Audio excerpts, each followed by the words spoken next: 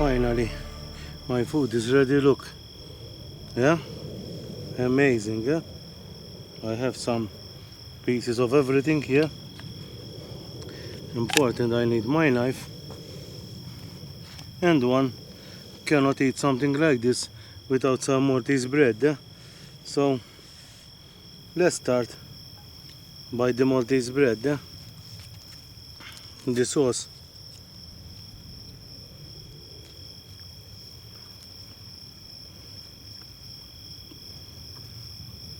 It's very, very good. Yeah.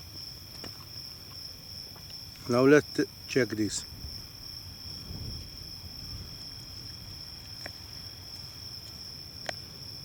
Look how they are. Some sauce.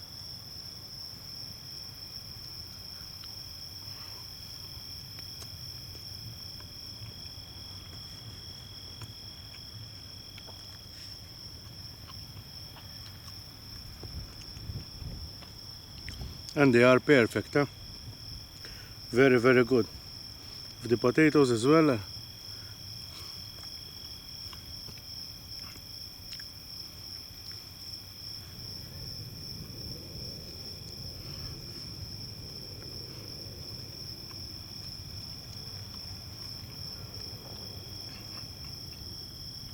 And the inside one can find hard-boiled eggs. Huh?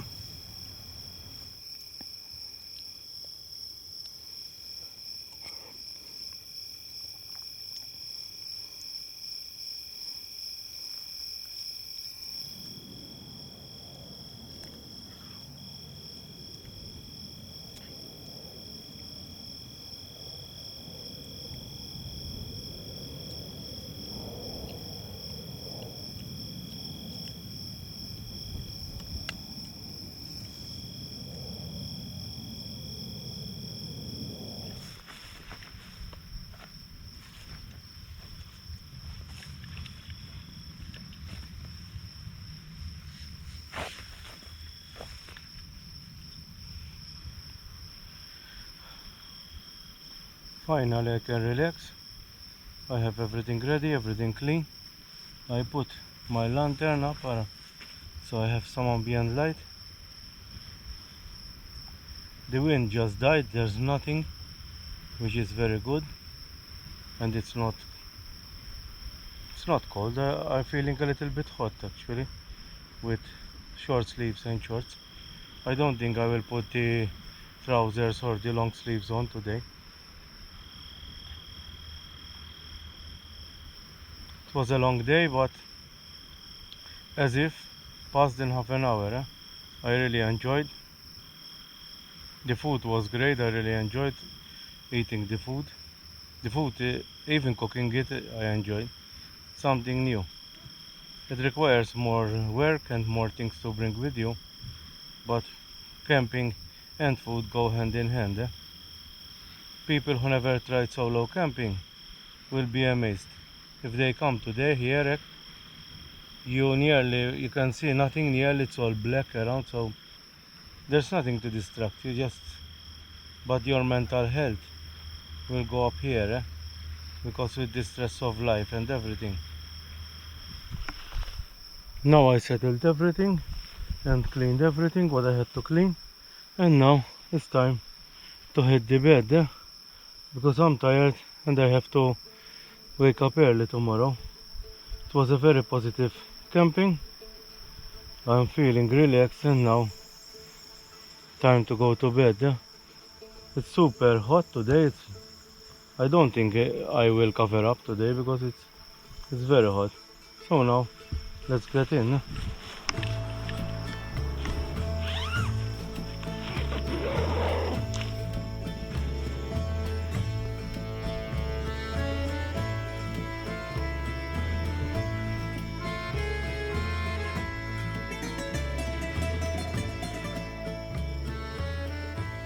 Now it's time to sleep, so I see you in the morning.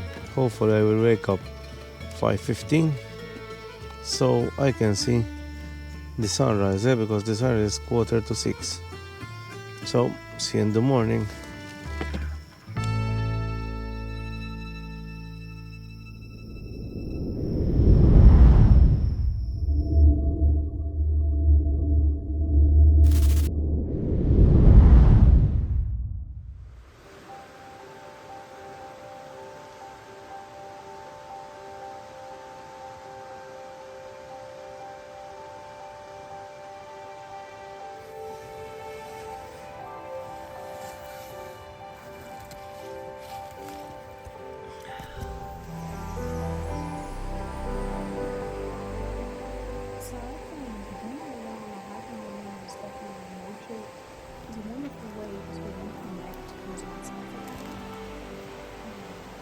looks like it's lonely. I don't think it's bad. I think that's the message of the song, and understood. Then maybe it's been released and enjoy it. Good morning. I just woke up and had a really nice sleep. I slept a little bit longer than I wanted, but in the morning it's always cozy and nice and warm with a sleeping bag, and so it takes a little bit longer to get up finally.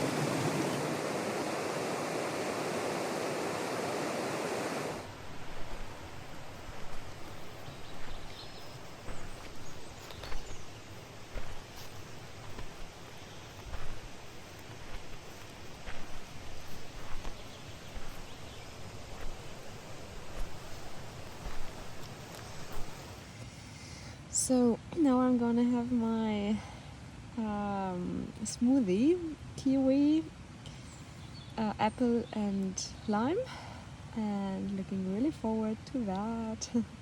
Fresh smoothie in the morning.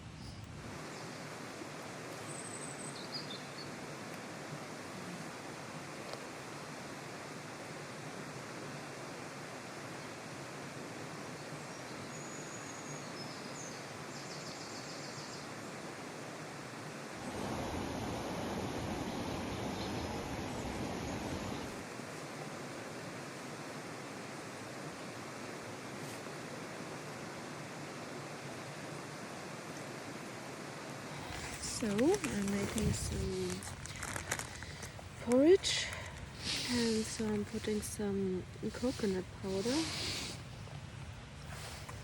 to make some milk.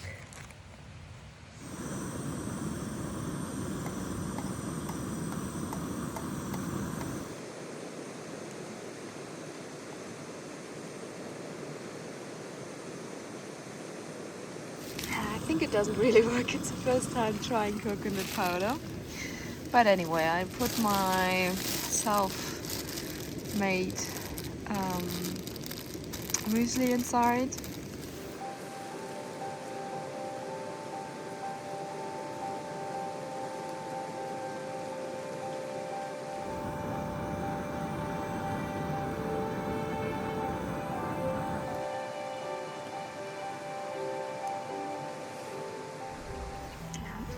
And finally, we put some dried fruits, mango and kaki inside it, which gives it a little bit of sweetness.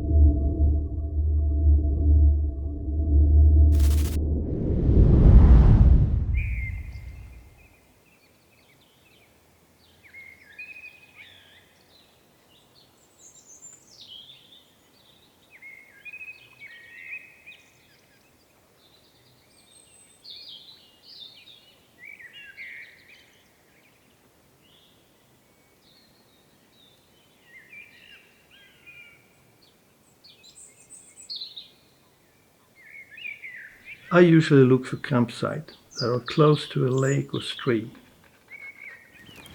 both because it's practical to have access to water, but also because water and campfire are things that make me feel good. The further away from civilization, the better.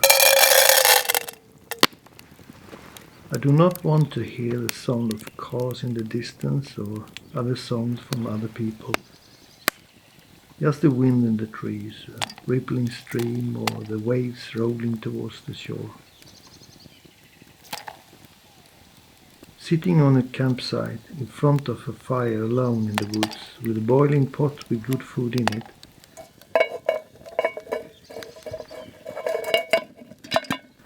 is relaxing and absolutely wonderful to experience.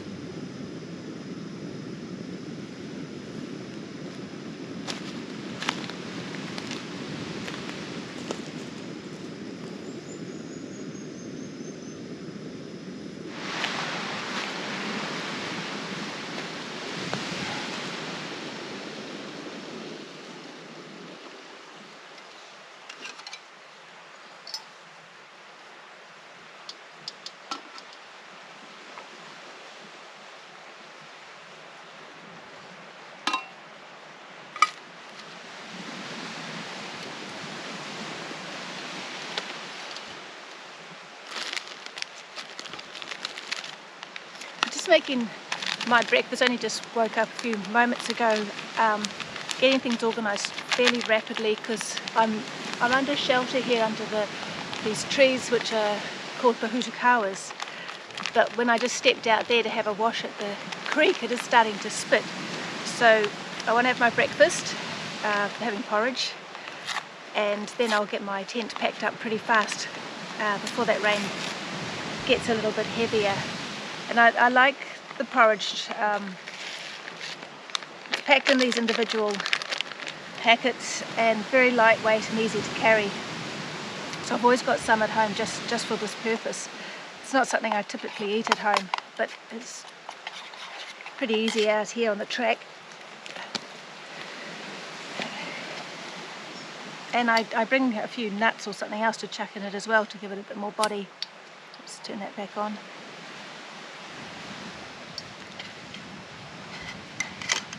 So I always measure with my cup in the morning. I get enough water for 1 cup of tea and about another half cup for the porridge, and just heat it up as one.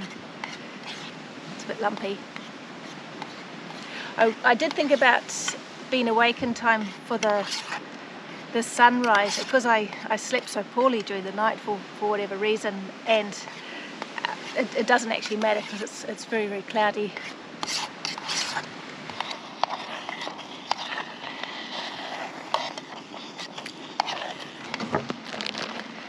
So I just got some nuts which I'll tip in. Not sure, it might be enough.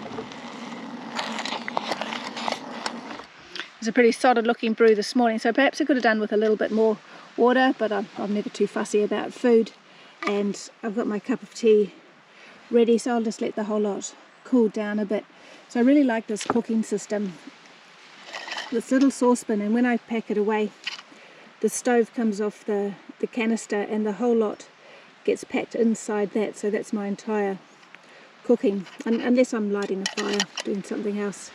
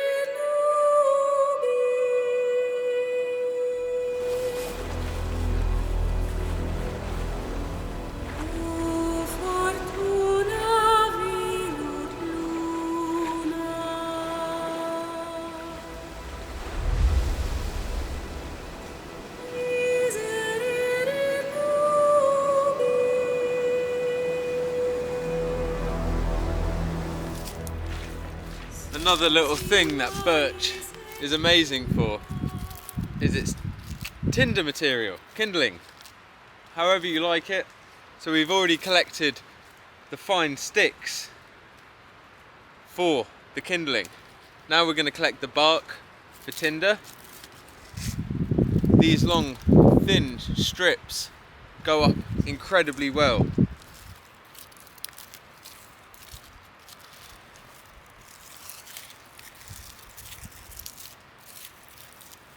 So it's these natural curls, and despite this stuff being mossy, I won't use it, but just to show you, that's how easy it peels off. I'm just going for these nice crispy bits. They're naturally shedding off. I'm just helping it along on its journey. And just give them a feel. If they feel damp, drop them. Like that, nice and crispy. That's what we want. That's a perfect little forage for fire lighting material. So we've got two things on the go now from the birch tree. We've got the birch sap, hopefully filling that container to give me a nice refreshing drink either this evening or in the morning. And we've got birch bark, which is going to be an invaluable bit of kit for my fire lighting shortly, and that's going to get all the little twigs going. So I'm actually on the hunt for the last little thing, and the last thing I want to share with you for this trip, which is the birch polypore. I mentioned it earlier, and when I find one, I have spotted a few, I just got to find them again. So I'm retracing my steps, then I'll show you exactly what I'm on about and how handy they can be if you cut yourself when in nature.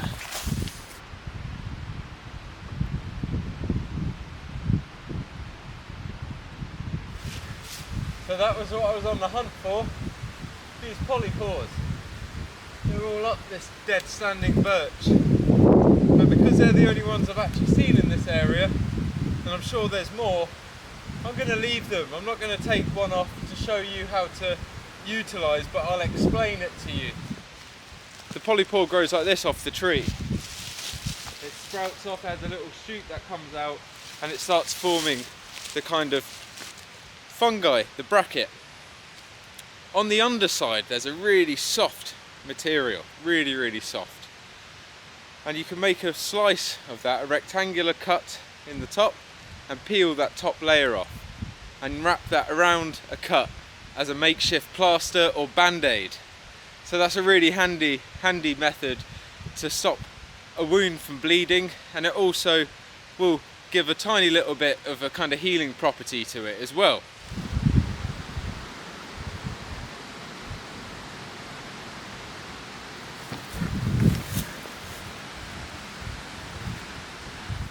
And it's things like that, the birch polypore, that keep me interested in the outdoors. Knowing how our ancestors used to come over ailments and just go through their everyday life using things that we just walk past, it always keeps me so interested and just keeps me coming back to the woods. Like I said, I'm leaving that there. There's no need for me to take that. But it's good to show you guys. But it's really nice to show you guys just what's out here. I'm just taking a little hike back down now, down this hill. There's a little tributary behind me, some beautiful waterfalls. And I'm actually, for my last little bit of advice for you guys, I'm going to show you how I'd purify water out here if I was out here. I've got a few different methods, so we'll start off by probably using a filter, and I've got two different types of filter to show you. I'll only use the one, but it's handy to know for your reference how to get clean water when you're out here. Obviously we're surrounded by water, but there could be all sorts of parasites, bugs in it, and you wouldn't just want to dip your mouth into that and have a drink. As clean as it may look, you don't know what's died upstream.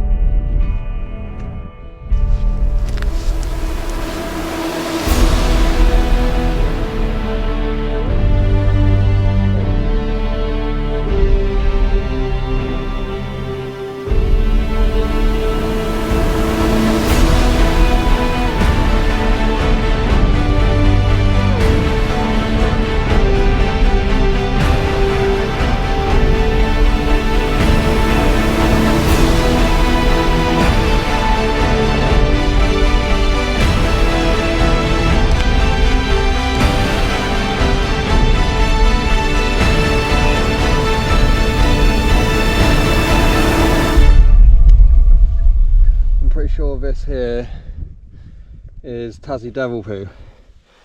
You can tell because it's just hairs, so I think their whole diet is meat, so like all their poo is going to be covered in hair. They just eat every part of the animal, I'm pretty sure, bones and all. I think that's the first time I've actually seen Tassie devil poo, so At least we know they're up here. Some wombat poos. Heaps of those around. It's going to be plenty of wombat poos.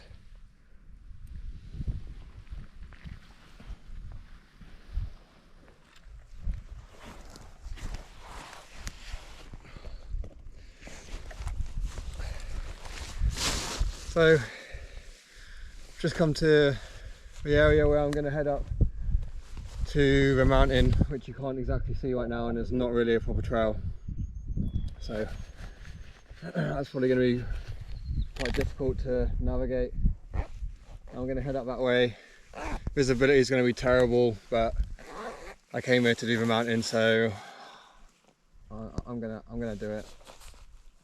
It's really annoying because about half an hour ago, before I got to Whiteley's hut, or probably maybe about 45 minutes ago, I could see the mountain clear as, and now it's just nothing but clouds around me now, which is pretty frustrating. So I'm going to set out my little, I bought a little other pack, lightweight pack to bring, which I'm just going to put my water in, a bit of food in and stuff. Leave my other pack here.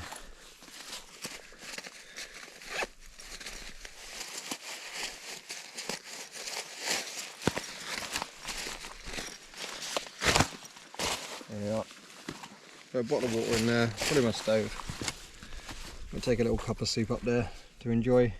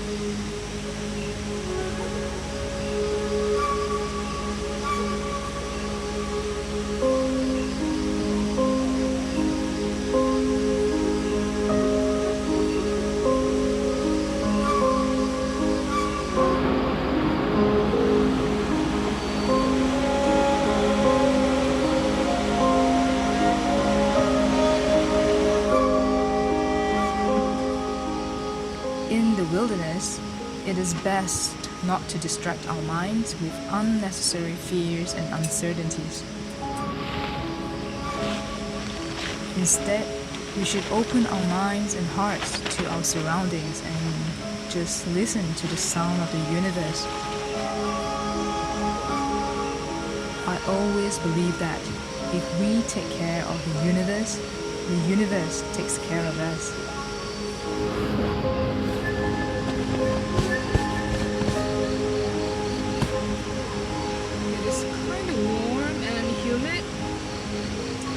I don't think I'm gonna need my sleeping bag. This is just gonna be beside me as backup in case it gets cold later at night. I have my sweater with me, so I'll be good.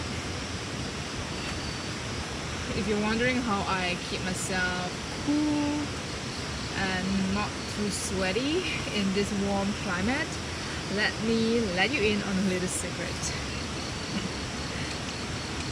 A portable fan. Oh, this is great. This is what I usually use when I go car camping, and this is always in my car. I'm so glad I actually just took it along with me. This really helps me sleep better at night at camp in this warm climate.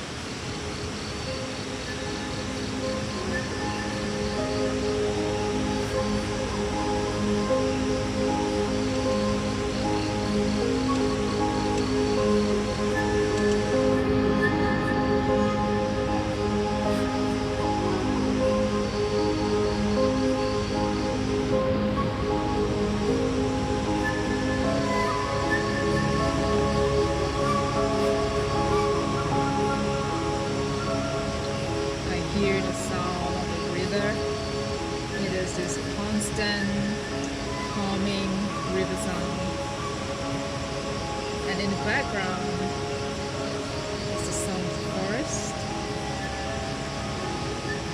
cicadas, crickets.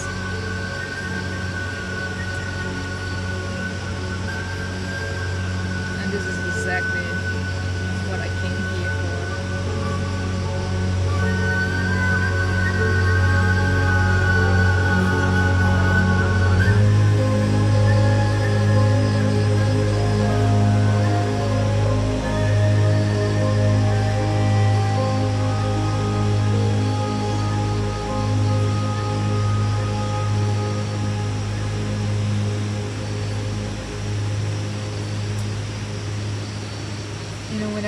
Whenever I go camping, I would take this book along to read it at bedtime at camp. This is basically a survival handbook written by a local Malaysian author on how to survive in a tropical rainforest. Yeah, really interesting. It is in Bahasa Malaysia. Not sure if they have the English version, but it basically allows us to understand the rainforest and the flora and the fauna, how to forage, how to deal with difficult situations in the forest, how to survive when you are lost in a rainforest, how to get food, how to deal with floods. It's really interesting, and they even have pictures for reference, so that you recognize these things in the forest. Coming into the forest quite often, I think this is really important. Oh, they also have pictures of a variety of snakes.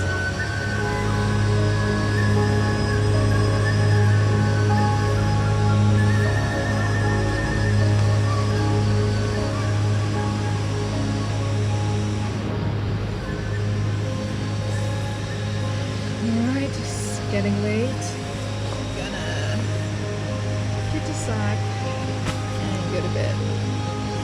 Hoping for a good night's sleep. I'll see you guys in the morning.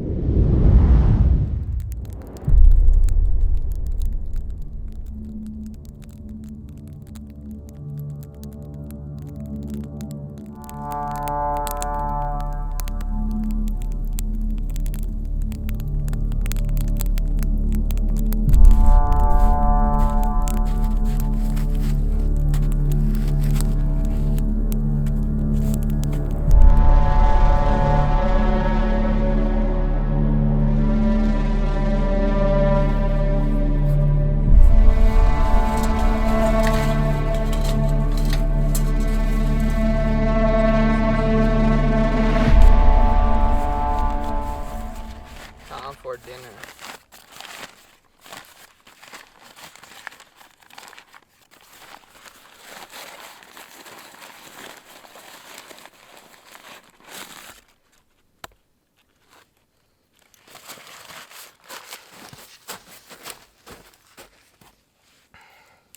So for dinner I'm having steak and asparagus.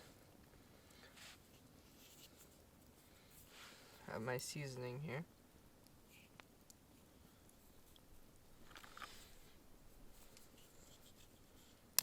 Start off with some salt.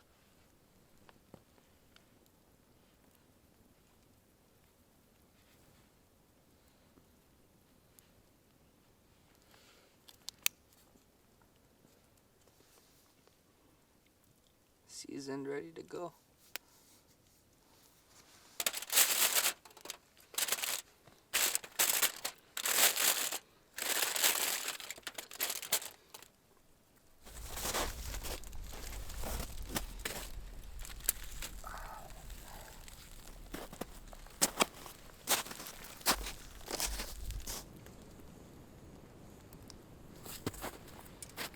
asparagus is gonna cook quickly, so just put the steak on. Yeah, see, it's some of them are just cook so quickly. These are done. These are already done. Yeah, they're gonna burn if I don't take them off. That was like 2 minutes. Yeah, that one's fully burnt.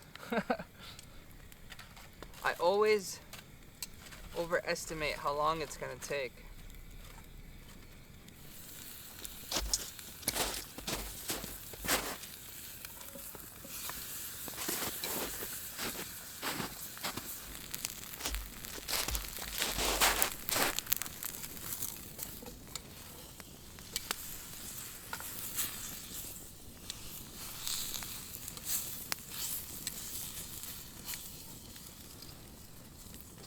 Smells good.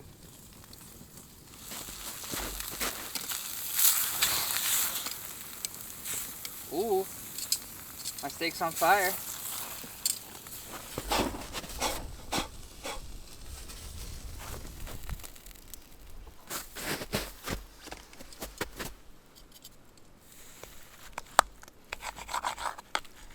Oh no, that's not cooked yet.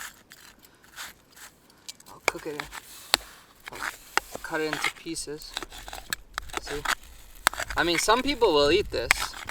Some people will claim they like that.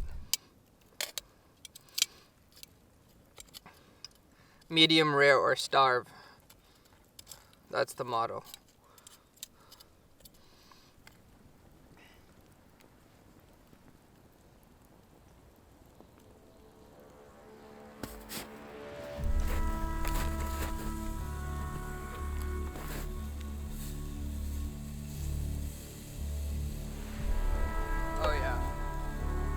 Ready now. Things cooked. Some big pieces.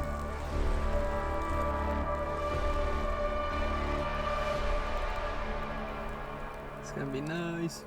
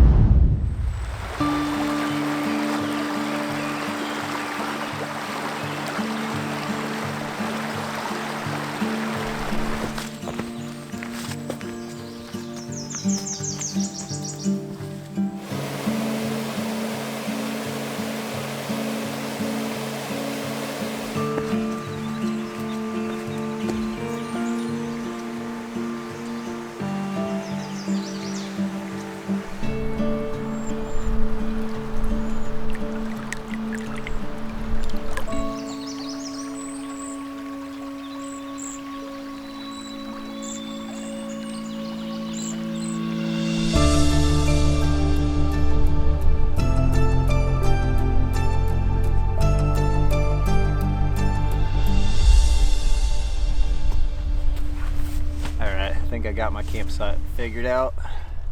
Only flat spot I could find, and there's not a lot of other options, so it looks pretty solid. It's got a little bit of cover, a little bit of tree cover, so the wind will, if I get too much wind, I'll be protected.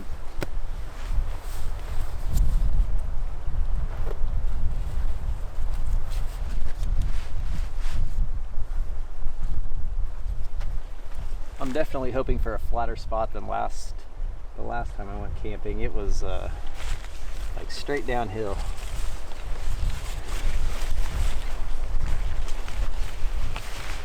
Getting the flat spot's good. I'm going to be a little bit downhill here, but you don't want your head at the bottom, or yeah, you won't sleep well at all. You don't really want it sideways, because sliding down sideways is kind of tough too. So at least if your feet are downhill, you'll won't have all the blood rushing to your head, and you'll be able to sleep pretty good, in my opinion.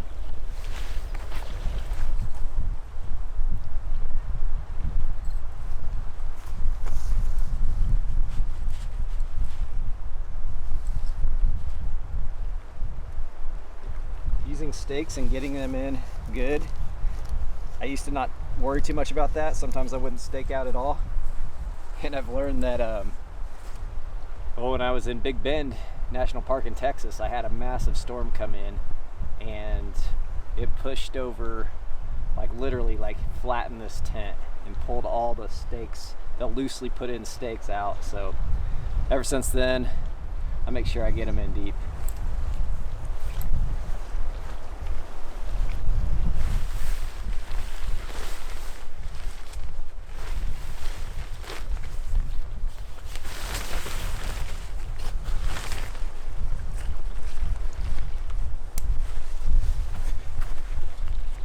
Rainfly will keep you dry. If you know it's going to be a perfectly clear night, it's a pretty fun experience to sleep out or sleep with the rainfly off, just to watch the stars. But I don't recommend it unless you're absolutely sure. That's basically it. I'm just going to guy out a couple of the sides, give a little better ventilation, but tent's done, loaded up, almost time to go fishing.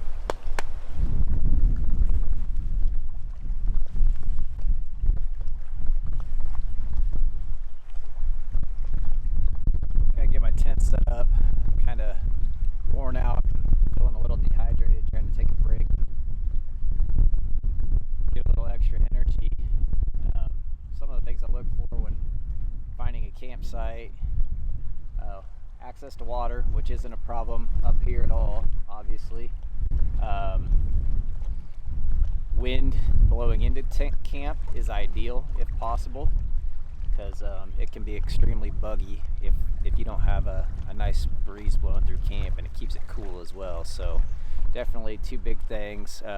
In addition to that, finding a flat spot to pitch your tent is nice.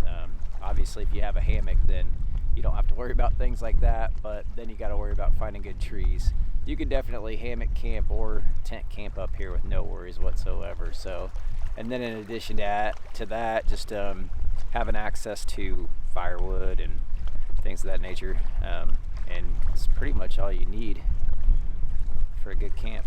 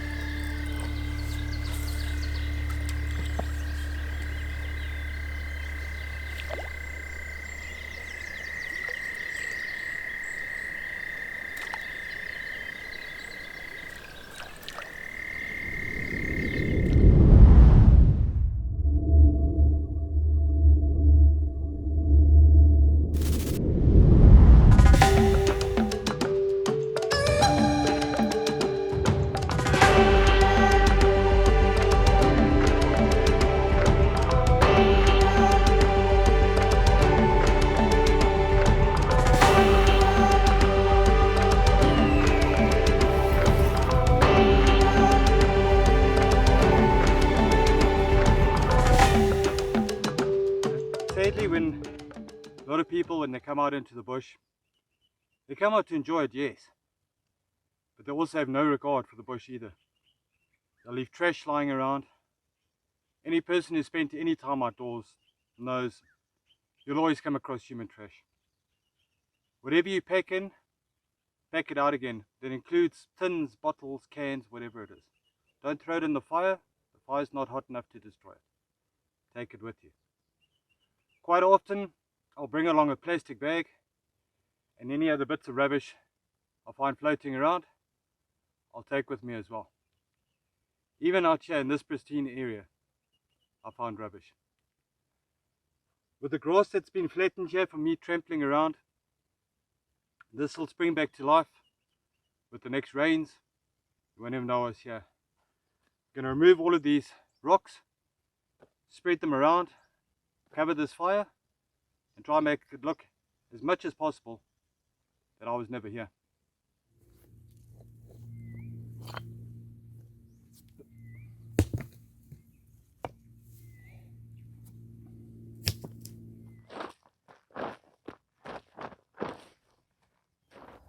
to reconnect with nature.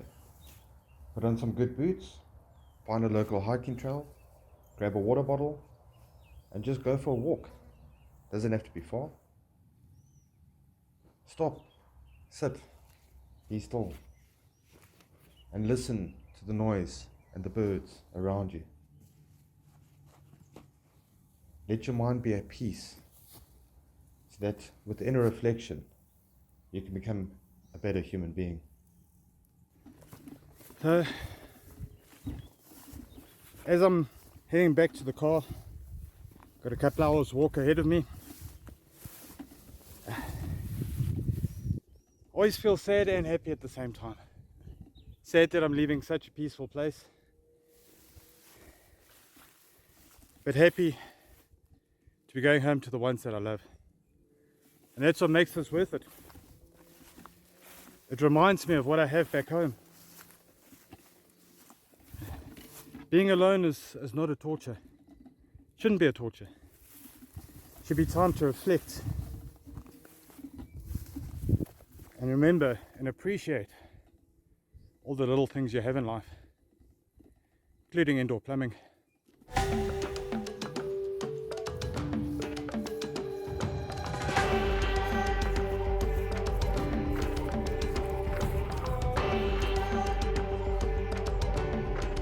Finally made it.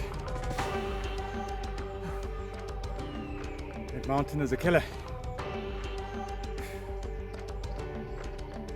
Guys, girls, any of you thinking about getting out into the wild outdoors, go for it. If you're doing it solo, you get this amazing feeling of accomplishment I'm feeling at the moment. I went out there on my own, did everything by myself. No backup, no noise, no confusion, no gadgets to distract you. Just you and nature. I always say, nature's not out to get you, nature's not out there to help you. Nature just is. Get out there, start exploring. For me, I'm going home.